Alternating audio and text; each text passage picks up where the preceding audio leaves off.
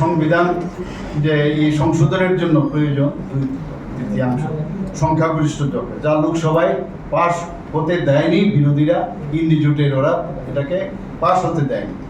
অথচ মাননীয় প্রধানমন্ত্রী থেকে আরম্ভ করে মাননীয় গৃহমন্ত্রী থেকে শুরু করে কেন্দ্রীয় আমাদের সরকারের এনডিএ সরকারের সমস্ত নেতৃত্বরা কিন্তু সেখানে এটা করলে কি লাভ এবং আমাদের কি সুবিধা হবে সেই বিষয়ে কিন্তু প্রচুর আলোচনা সেখানে হয়েছে।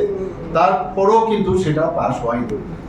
এই সংশোধনী বিলটি আমার মনে হয় ভারতের নারী শক্তির জন্য এক মহাযজ্ঞ এবং এই মহাযজ্ঞের সাফল্য আমার মনে হয় যে রাজনীতির ভবিষ্যৎ নয়, বরং দেশের ভবিষ্যৎ ও ভাগ্যকেও বদলে দেয়। কিন্তু এনডি জোট অর্থাৎ বিরোধীরা আবারও মহিলাদের, আমার মনে হয় যে তারা মহিলাদের অপমান করলেন।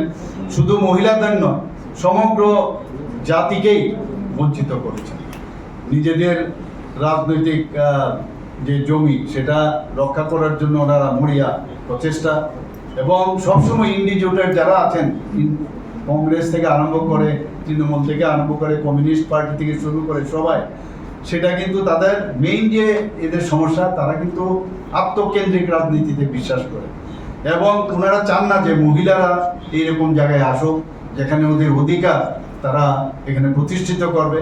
এবং আমার মনে হয় এই বিরোধিতার কারণে মহিলাদের যে স্বার্থ সেটা কিন্তু আবারও বলি হয়েছে। আগেও হয়েছিল এত বছর ধরে, 3 থেকে 4 দশক ধরে হয়েছে, আবার হয়েছে।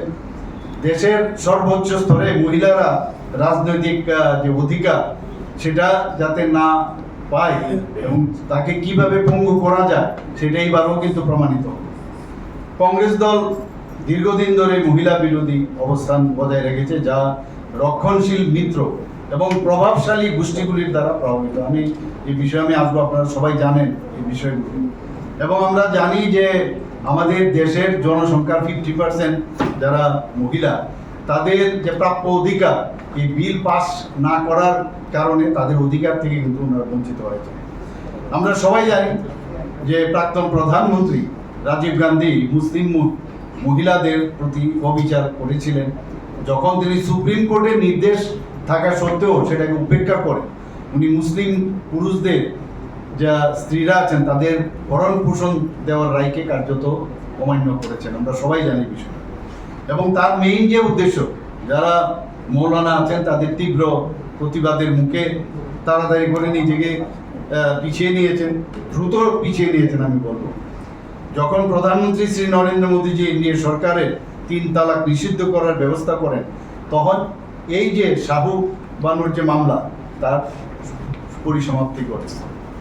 2014 সালে প্রধানমন্ত্রী শ্রী নরেন্দ্র মোদীজি ক্ষমতায় আসার পর আমরা সবাই জানি মহিলাদের জন্য উনি যেভাবে কাজ করেন, আগে খোলা স্থানে শৌচকর্ম, তাছাড়া রান্নার গ্যাস, পানীয় জলের ব্যবস্থা, ঘরবাড়ির অভাবে খোলা আকাশের নিচে বা বসবাস এবং ব্যাংকিং সিস্টেম, এইসব ইত্যাদি ব্যবস্থা মাননীয় প্রধানমন্ত্রীজি তখন 2014-তে আসেন, তারপর মহিলাদের জন্য এই কাজগুলো করেছেন।